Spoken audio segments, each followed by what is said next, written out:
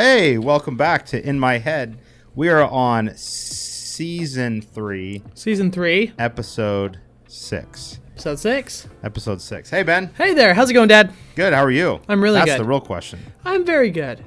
It's been a good day, but good Sunday, all that stuff. It was a good Sunday yesterday. Oh, yeah. We had a huge prayer time at the end of service. We did. I don't know. I had when we started the service. I don't know if you noticed, but I asked the kids. I said, there was nobody there for service. We Right. had I think we had 20 kids for service, which our normal is we have anywhere from And 30. why was there only 20 kids for service? Everybody slept in. Everybody forgot about the time change. I thought we outlawed time change in California. Didn't we pass that? I heard that that's going to be over this dumb. year, this next year. I don't know. I No hope one cares so. about sunlight anymore. Aren't we all screen people now? All we Yeah. do is sit inside like You drones know- and watch screens? Right. I learned something the other day. You know how we've been told our whole lives that that's to help the farmers? Yeah. Apparently, that was never a thing. Like cows and chickens, they don't understand clocks, so there's no reason to set them back. You know what else I don't understand? Huh. How we haven't been on Twitch this whole time. That's right. In fact, you can now follow us on Twitch. Check it out. Oh, yeah. Twitch.tv/Muskimo_Joe.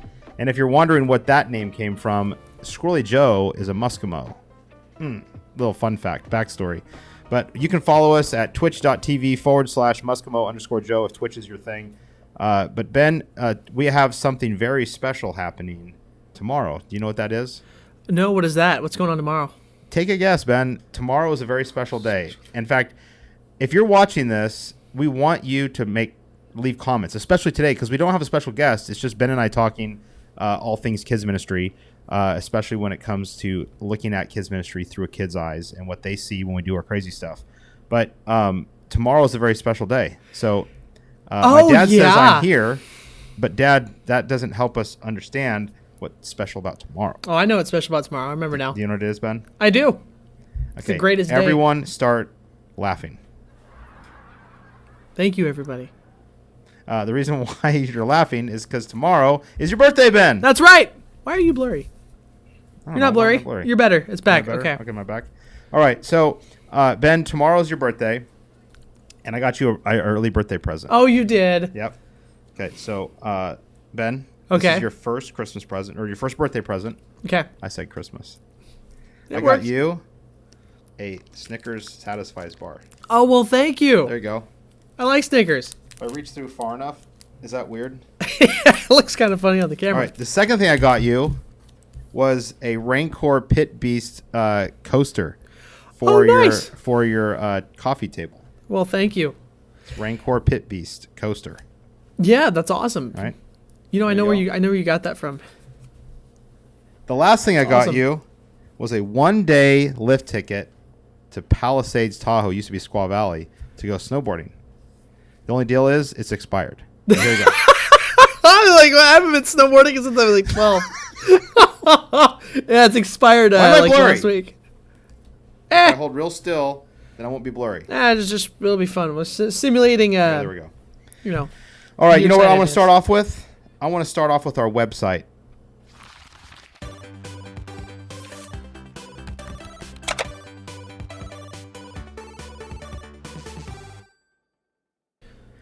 Cool website to check out. Check this out. We're going to look really techie, Ben. Oh, we are. This is not a paid sponsorship. However, I will take money from them anytime, any day.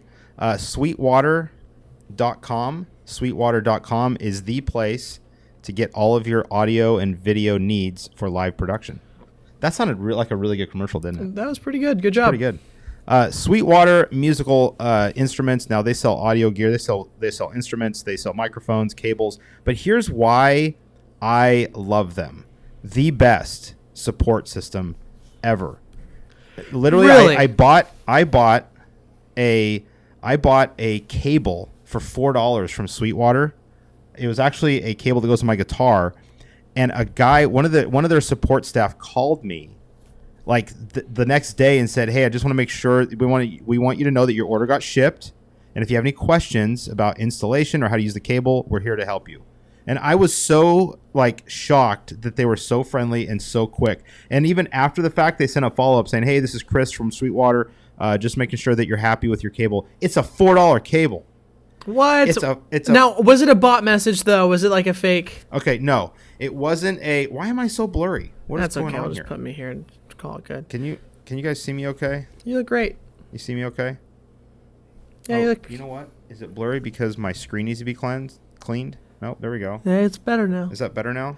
Our camera's just he's what is it? Short-sighted? It's these kids these days. These kids these days, the technology. All right. So yeah, I was super impressed. It's a $4 cable, and they call. Like that's really impressive to me. It doesn't matter how much you spend, but if you need gear, they will get you the best gear and the best price for the gear. Sure, Right. you can use Amazon, but don't feed the beast. Go to a company that's trustworthy. I like that. That's good. All right. Yeah. Not that Amazon's not trustworthy. We just lost all sponsorship from Amazon if we Oh, ever get yeah, sponsorship. they all need. They need sponsorship. They sponsored. need to sponsor. So Hey, go to twitch.tv/Muskomo_Joe. Our friend Caden is moderating it. So if you say the word like butt or poop, you get kicked out. Get 'Cause kicked this out. is a show about kids ministry, and we don't use words like poop in kids ministry, right? but Ben? all ban appeals are handled within 7 days. We never use the word fart, poop, or anything like that in kids ministry, right, Ben? Nope, never. We've never said it once. All right. Not Oh, even hey, on a podcast. Ben, today we're talking about. Now, I know we had a show before about kids ministry from a kid's perspective, Right. But this is really focused on what's actually going on inside a kid's brain when they're sitting there watching us do their things or they're engaging in the games. I don't really want to talk about all the science of it. However, I learned a long time ago when I used to work. In fact, you were a part of one of these snowboard classes as a student. I did. When I used to teach kids how to snowboard at a ski park, we really had to learn there's different teaching styles like task, command, reciprocal, problem solving, goal setting, all that stuff. These little teaching tips on how to get students to go from point A to point B. Right now, did you learn that while you were working there? Yes, to get my level 1 certification, you had to take a written test. Huh. And the interesting thing, though, is it wasn't just a written test, and I think this is my favorite form of education. They had you put it into use by going up and teaching classes and doing live illustrations of what you taught and understanding who your students are. That was a big thing. Like they would take us up on the hill and they would say, pretend that this is a group of 13-year-old valley girls, like girls who are from the valley that have never been in the mountains before. And I have to teach them how to snowboard. So I'm not going to say like, all right, we're going to get in the warrior stance, right? We're up on the mountain chopping down trees. No, we can't do that stuff. We have to relate to them. We don't have to talk like you're going to go down the hill. And you're going to flip your hair. Yeah. I think that's what I did. Hey, literally when I did that, two people left the street. Well, no, here's the thing. You want to hear something funny? What? We have our first ban. It was a guy trying to sell us chat bots on Twitch. So Jim Bob Gaming, our first ban. I would have bought them. I would have bought. You would have bought view bots. You get banned with viewer bots. All right. Anyways, Sorry, that was funny. I had to but so there's teaching styles. There's also learning styles, and this is a huge one for kids. Write these down. Learning styles. Books, right? I'm putting you on solo. Okay, put me on solo. Watch, ready? I'm gonna write it right here. It's called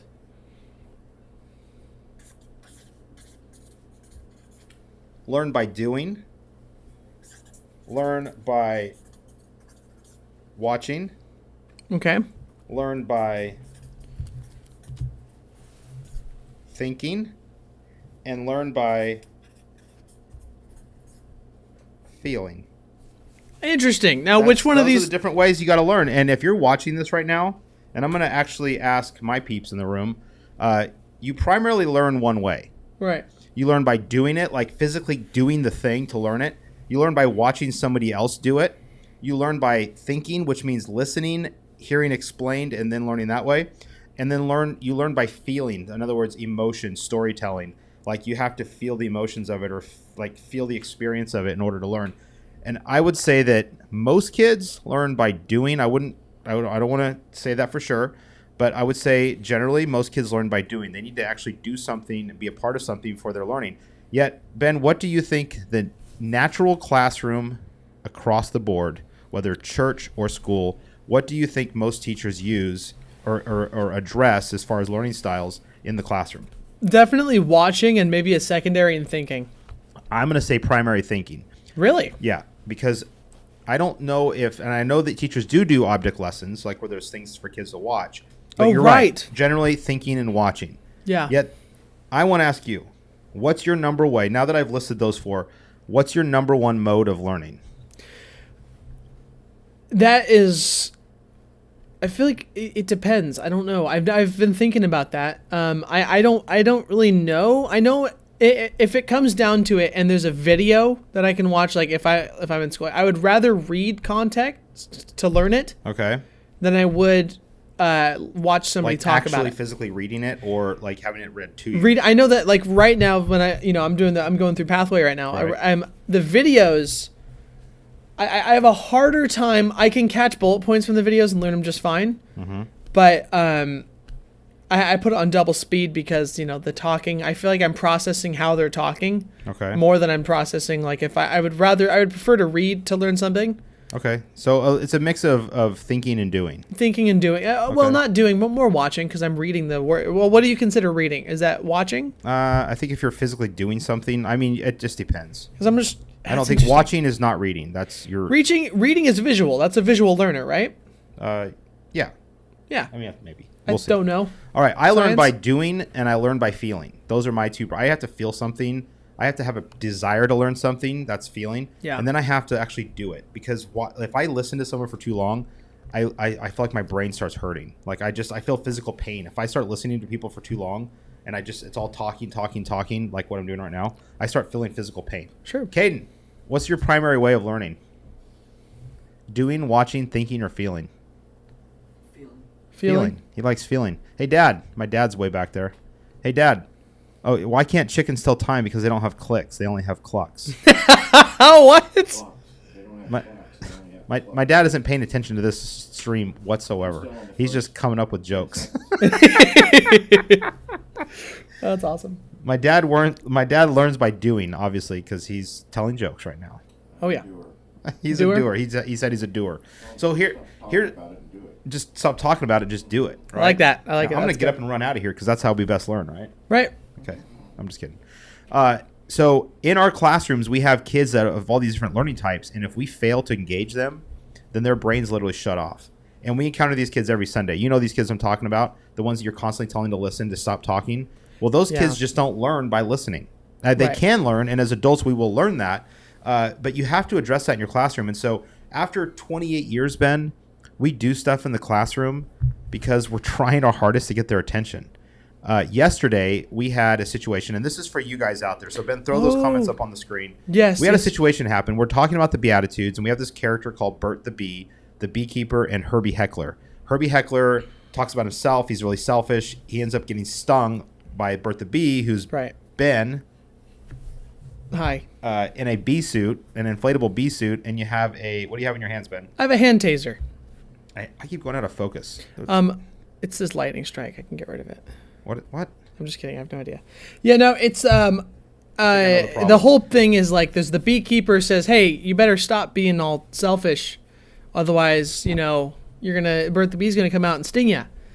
And inevitably, it's our high school pastor, Pastor Andrew Allen, and he'll come out and he'll say, yeah, no, I don't really feel like I need to pay attention because I pretty much got it figured out. And eventually, after being warned sufficiently, I'll come out and I have a mustache on, an inflatable bee suit, and these ridiculous glasses. And then Right. I'm like, all right, time to teach you a lesson. And I come out and I tell a terrible bee joke, and then I end up tasing him with the taser. Right. And tasers I are- think some people watching this might go, "You actually tase someone?" I We actually don't tell them tased it's a him. taser. It's the bee stinger.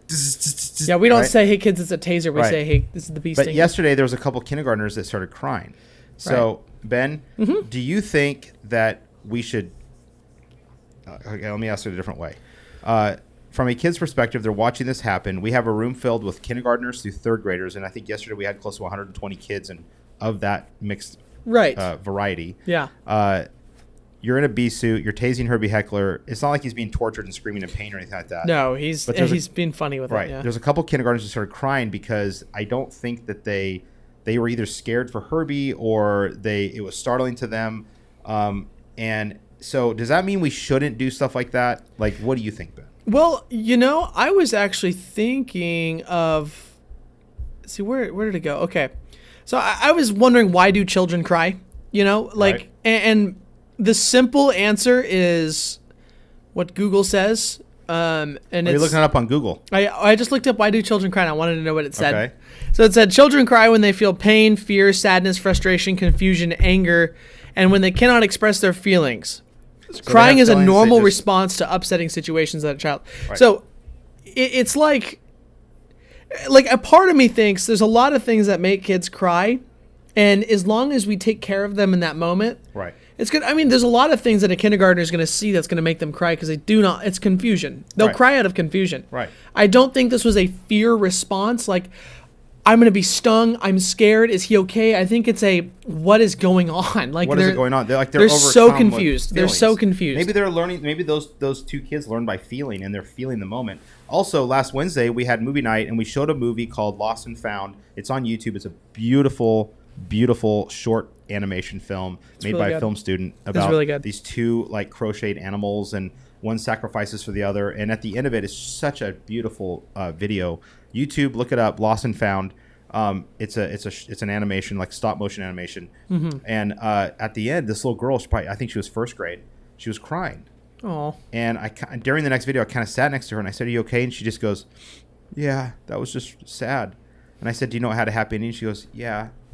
Was it okay that she was crying? I'd say yes, it was. absolutely, because she was feeling something, and honestly, It moved her. Yeah, how did it moved her? And I believe that's kind of thing sticks with you. Another example, there was a kid whose name is Niza, and a good friend of mine's. They're a missionary family to Africa. They have a Operation I Dream. This whole thing. You guys should check out Operation I Dream. Great organization to support. But their son Niza was terrified of Tutu the gorilla, an inflatable gorilla suit, and just would scream and cry, and always had to have leaders sitting next to poor little Niza. But I remember we having this conversation saying, should we remove Niza? I mean, well. Should we take Tutu. Niza out of the room and him out of kids ministry? Yeah. That's not what I meant. Hey, Yeah, stop throw that crying, back huh? up on there, Ben. I What- want to see that comment. It may be good to ask the kids for moral feedback so they have an opportunity to express what bothers them. Absolutely. Asking the kid what bothers them, are they okay? That's where that one-on-one kind of coming alongside was really helpful. right. But I remember Miss Rennell would sit next to Niza every time Tutu was going to come out because we knew that he was going to become afraid. But I remember saying, we had the conversation like, should we stop using Tutu? And we're like, no, we shouldn't stop using Tutu. Yeah. Tutu's not harming anybody. It's not anything like that. Niza just, for some reason, couldn't handle or process that. But I remember saying this. At some point, Niza's going to love Tutu, like just love. And sure Absolutely. enough, after like a year or so or whatever, Tutu came out and Niza's like, Yeah, it was his favorite character, wasn't it? yeah. And I think it's because Niza needed to see Tutu in a certain way or having Tutu grow on him. But then that overcoming the fear or overcoming whatever it is became a victory in his life. So I'm not saying you go out and make kids cry.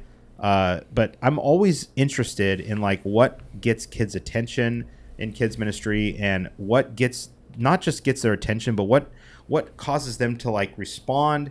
I have this concept, and I think it drives most of our leaders crazy. It's called seat levers. When you do something so crazy like that the kids can't help but jump out of their seat. It's I not love a that. programmed response. It's not like a hey kids, jump out of your seats now. It's like they literally can't help but just Just jump out of their dive. seat because it's their only response that they instinctually know what to do. Right. So having said that, we have a vault video that we want to show you, and it starts with Mr. Stunts and Mr. Baghead performing a song on stage, and then we go outside to do the stunt. So it's about Yes. 5 minutes, so stick with it. Don't go anywhere. But at the end of the song, just watch what happens with the kids.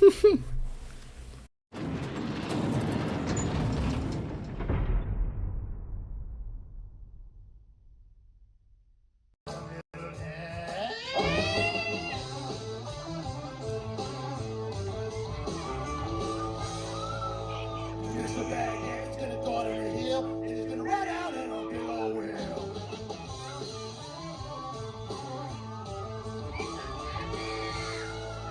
Mr. Bag, yeah, it's gonna go out on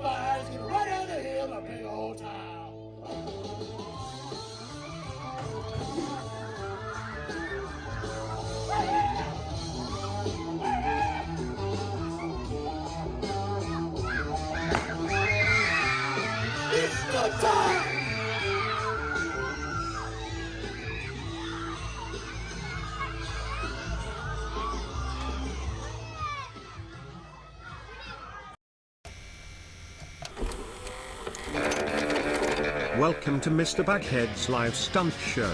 On today's episode, Mr. Baghead will perform the rolling down the hill in a tire stunt. I'm gonna have this like Testing hill cam. Okay, ready? Testing close-up cam. Testing tire cam. Okay, we're rolling on the GoPro. Testing drone cam.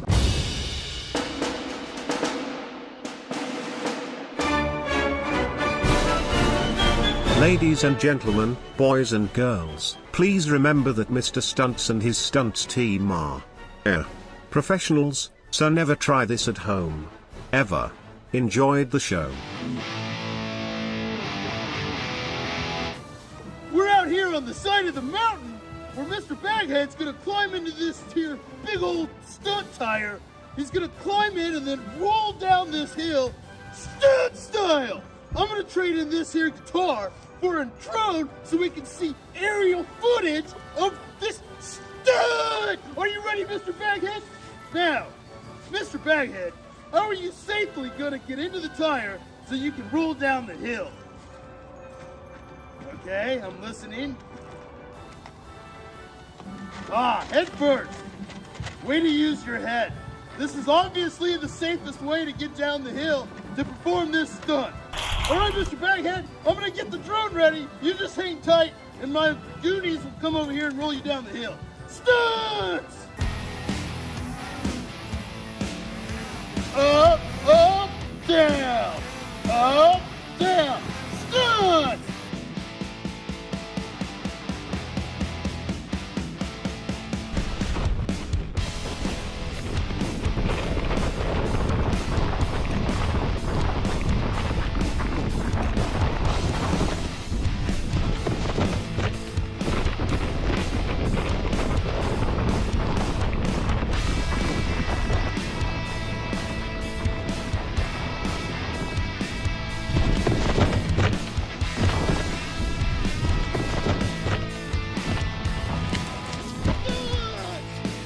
Mr. Baghead!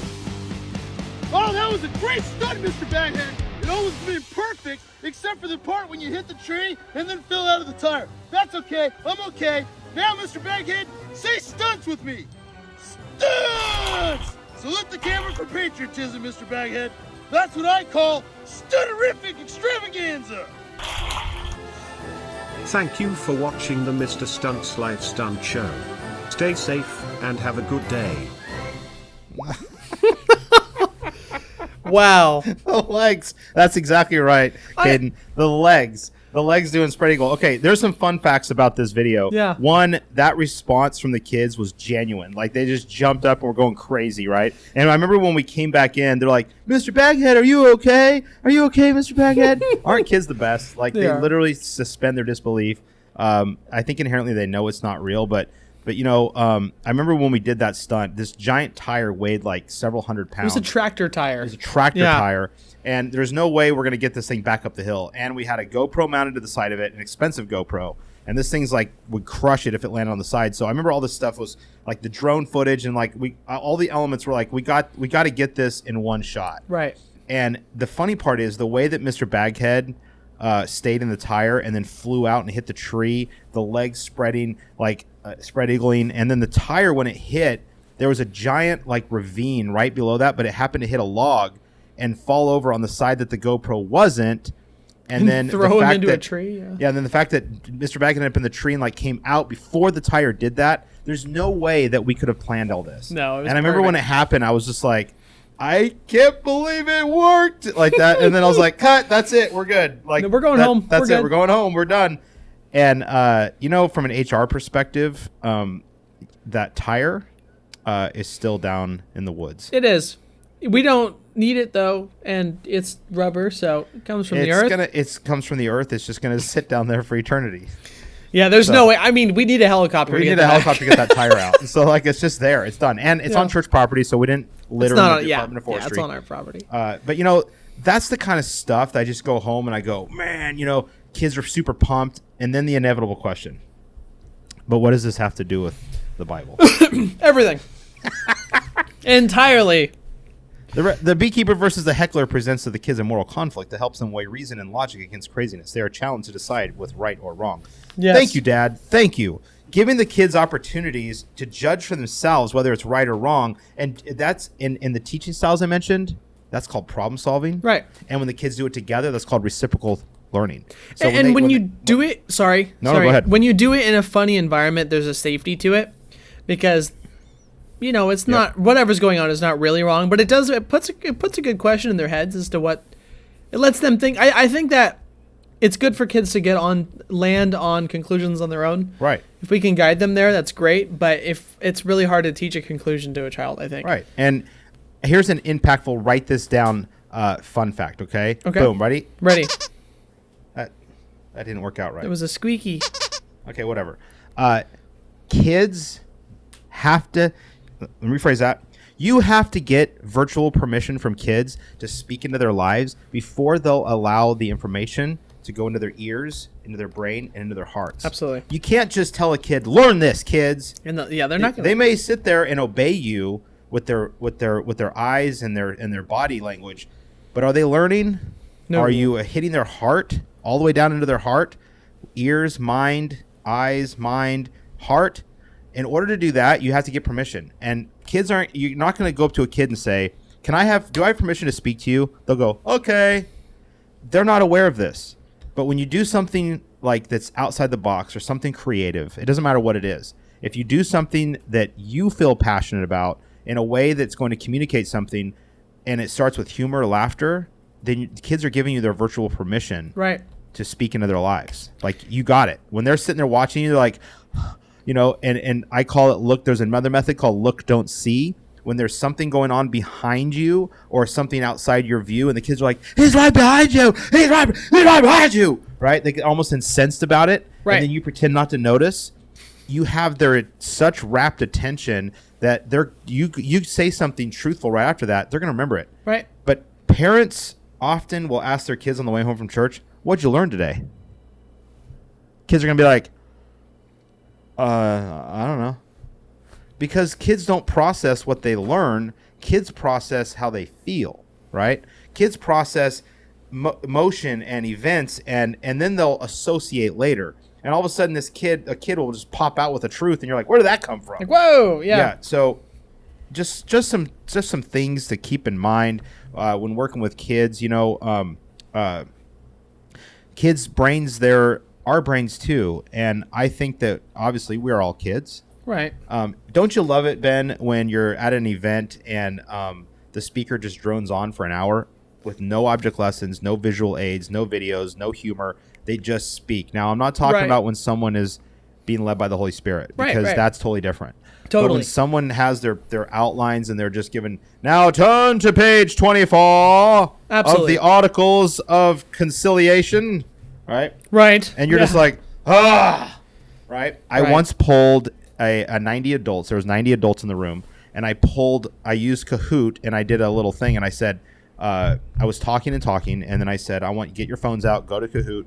And by the way, Kahoot, Kahoot, is a powerful tool for kids ministry as well. It is. But they use their phones in a poll fashion to write down which learning style they are. And out of the 90, I think it was 72 said that they learn by doing. And I said, interesting, because yet we run our classrooms as if 90% of the kids learn by thinking. And they all kind of just hit this moment. And I remember going, in fact, as I was droning on and on with my words, I guarantee most of you started checking your Facebook, started doodling, because like me, it pains me to sit there and listen for someone on and on and on. Now, as an adult, I can do it, but my natural mode of learning is by getting my hands in and just doing it and figuring it out. Right. Someone could sit there and show me, then you do this, then you do this. Like, yeah, let me just do it. And then when I do it and I fail, I'll have questions, right? Right. All right, Ben, it's time for our book of the month.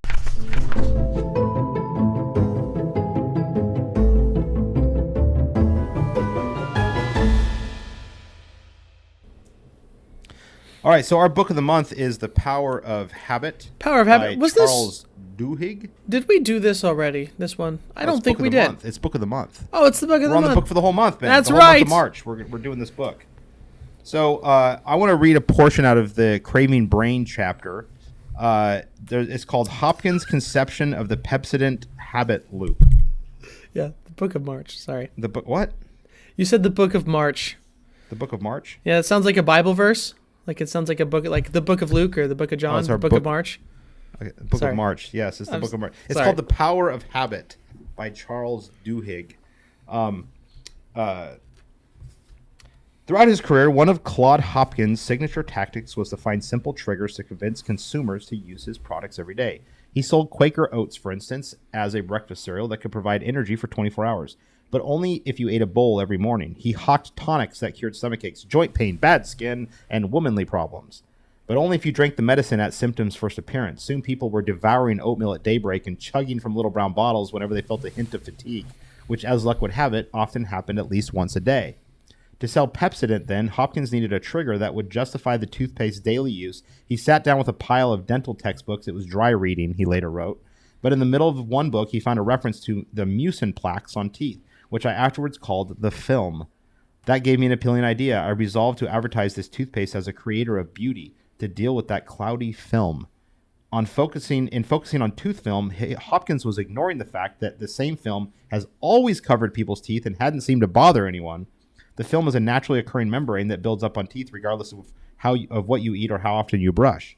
People have never paid much attention to it, and there was a little reason why they should. You can get rid of the film by eating an apple, by running your finger over your teeth vigorously, brushing, or swirling liquid on your mouth. Toothpaste didn't do anything to help remove the film. In fact, one of the leading dental researchers at the time said that all toothpaste, particularly Pepsodent, were worthless. This didn't stop Hopkins from exploiting his discovery. Here he decided was a cue that could trigger a habit. Soon cities were plastered with Pepsodent ads. Just run your tongue across your teeth, Red One, you'll feel a film. That's what your teeth look off color and invites decay.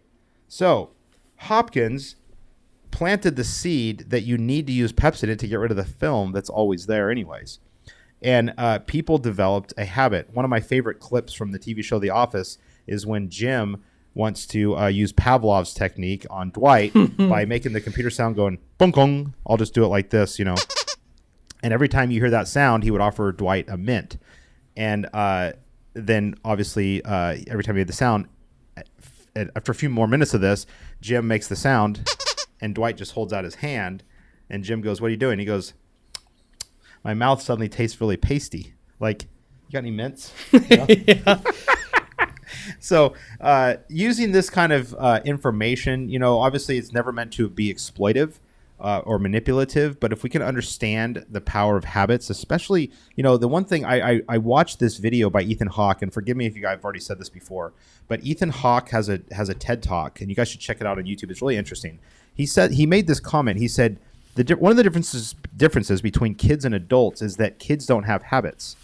Kids act on impulse and instinct and passion. Whatever kids are doing in the moment, they are locked in. When they build a sandcastle on the beach, and I remember doing this when we would go to the beach and the tide was coming in, and there's that fun moment where you find that sweet spot to build your sandcastle, and you build the moat around it, and there's always another, like your brother, your friend, that's competing with you to see whose sandcastle can withstand the tidal onslaught, you know, the military onslaught of the tidal waves, and locked in for hours just building the sandcastle.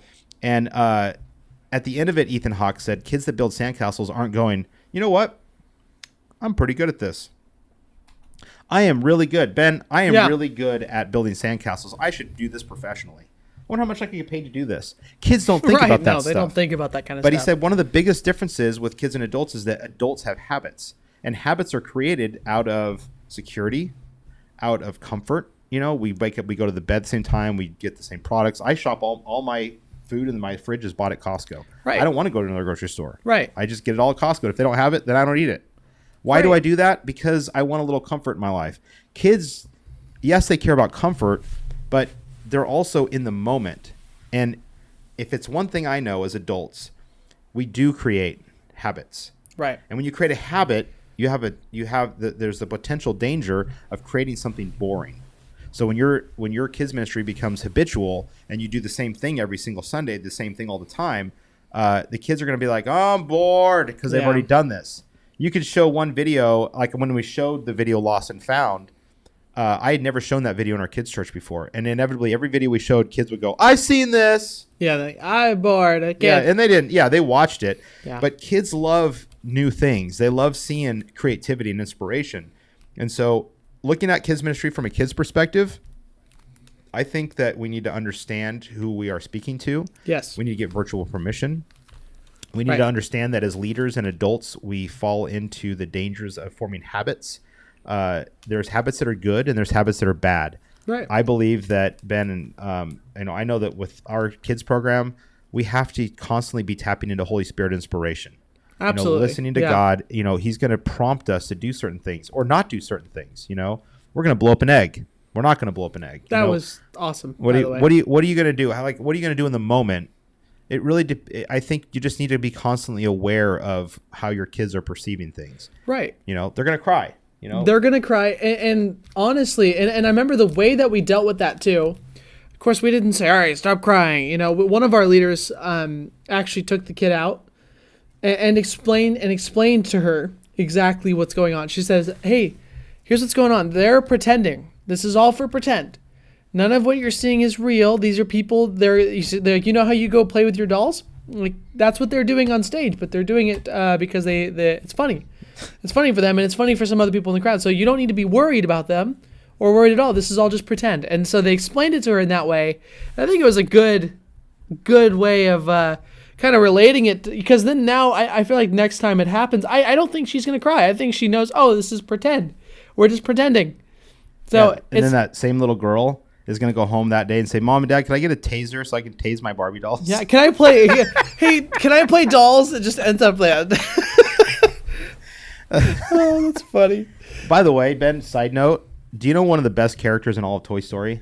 The spoon. I don't know. I like the spoon. You mean Buzz Forky? I Lightyear. think In my his name is opinion, Buzz Forky. Lightyear, but My favorite character in all of Toy Story is Sid from the first Toy Story. oh yeah, yeah. While he was kind of a crazy kid, if you really think about it, yes, from the toys perspective, Sid is kind of like this maniac. But how look is- at it from the reality standpoint. Yeah, hold on. How is it that? Why is it he? Oh, that's just an awful kid. How is he supposed to know that all of his toys are secretly alive? Exactly. How does he know that his toys are even real? That they have feelings and emotions? To his perspective, none of Right. his toys are real. They're just. But look what he did. He took his toys and took them apart and made new toys. Right. I'm sorry, but that kid's a genius. Yeah. And therefore the hero of Toy Story. Well, yeah, he was mean to his sister. We'll say that. I'll Well, say but that. aren't all. Look, Mike, It's if you're normal, watching this, right? I once told my brother that he would not ever become a man unless he stood out on the porch next to a highway in his underwear for 5 seconds. And he That's did not it good, because he was so desperate to get my approval. That's so And as soon as he mean. went outside, I locked the door. So he's outside pounding in his underpants, right? Trying to get back in. Do I Yeah. feel bad about it? No. Now, to sidetrack for just one more second on the Toy Story thing, I was Yeah. talking with my roommate yesterday about this. Yeah. That kid was probably going to be, Sid was going to be an engineer. That kid was Oh. going to grow up and be a brilliant engineer, like an astrophysicist. But you know what he is now? He's a conspiracy theorist. All toys are alive. They're coming to get it. Yeah. What if that's what I think that those They toys messed that him come up. those toys needed to all be put out of their misery. what? Now, I don't know if that's the direction I was going with it, but That they never mind. We're going down a dark we, path here. we need to recircle. That's funny. My dad was waving at a lamp. I'm not sure what that. My dad said We've going gotten off the highway. We've gotten off the highway. We veered off into like Kanani would say Focus. focus. Yeah. All right, hey, we're about done. I think that's about it. Yeah. By the way, we spun the wheel last week, Ben. We did. Who and won? It was Chud. It was Chud. That's right. Next week we are bringing Jonathan Ailman back. That's right. No, sorry, it's Alleman. Alleman. Jonathan Alleman's coming back, but he's bringing his wife to come back with him. Her name is Kaylani. Jonathan and Kaylani Alleman. She works with youth ministry. He works with kids ministry, and we're going to discuss the dynamic of how that works. Like when you're in a house and one is a youth pastor, one is a children's pastor, and how the two. So we're and then in about a month, we're actually going to bring an entire youth leader staff, our leadership team. And we're going to interview them about integrating children and youth together. So we got a great interview set up for next week. Chud is going to come in and interview them for a little bit. So that'll be interesting. So that's it. Ben, you have any questions? Nope, no questions for me. Can I tell you happy birthday one more time? You may. I'll save it for tomorrow. Okay, that's fine. I'm just kidding. Happy birthday, Ben. Thank you, Father. Happy birthday, Ben. And that's not your present, by the way. That's not my Although present. you can have the Snickers and you can have that. I'm keeping the Snickers. Yeah, you can have that coaster as well. Those are yours. Oh, nice. I actually, I do have this. I have the same one. I like it. I'll take another one. Caden says happy birthday. Thank you, Caden. I appreciate that. All right, you guys. Thank you so much for watching In My Head. Don't forget, we're on Twitch now. That's right. So if you want to sell us like illegal bots, if you like, what am I doing Illegal here? There we go. You Illegal bots. If you want to sell us like bots and viewer and bots. hack They're our not stream- illegal. They're just I don't understand Twitch. basically you can go to these services and they'll have fake accounts come and watch your content, so it boosts your channel. But it's yeah, that's what I'm talking about. Okay. Go to twitch.tv/Muskimo_Joe. Beginning in April, by the way, fun announcement. We are launching Joe's Nut House. We have a video every single Sunday coming soon in April. I'm excited about this. Hey, I'm excited. And that's it. All right, cool. Thanks, you guys. It's been an amazing show. It has been amazing. Come back next Monday at 4 o'clock for another one. Absolutely. Until then, see ya. Merry Christmas.